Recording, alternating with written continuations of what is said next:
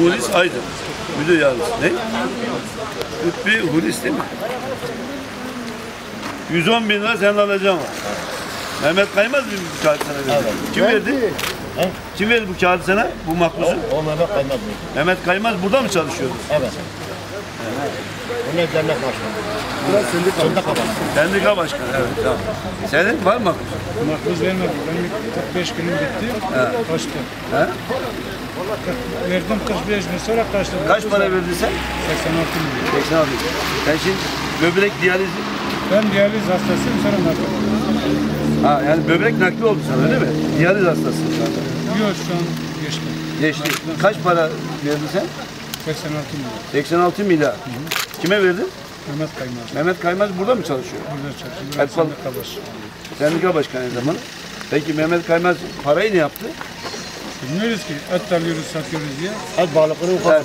Size niye para verdi? Kar mı verecekti? Kar verecek. Evet, nasıl?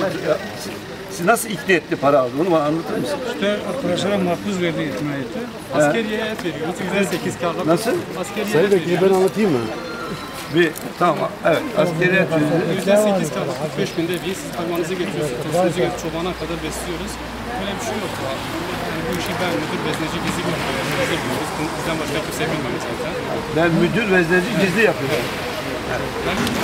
Türkiye'de korkunç derecede çok büyük bir skandal ortaya çıkarttı. Bu skandal maalesef devletimizin kurumu Gıda ve Tarım Bakanlığı'na bağlı Et Balık Kurumu'nda yapılmış. 2,5-3 yıldan beri Diyarbakır'daki 67 vatandaşımızdan yaklaşık 10,5 trilyon lira para toplanarak size dışarıdan getirilen ithal hayvanların karından kar vereceğiz. Çok kar ediyoruz. Hiç merak etmeyin. Paranızı verin. Size kar vereceğiz demişler ve 10 trilyon 600 milyar lira bir para toplanmış. Eski parayla 10 milyon, yeni parayla 10 milyon 600 bin lira. Ve bu vatandaşlarımız bana şikayet ettikleri zaman ben konuyu araştırdım. Erzurum'a gittim. Erzurum'da Hayati Altıntaş diye bir müdür yardımcısı arkadaşla görüştüm.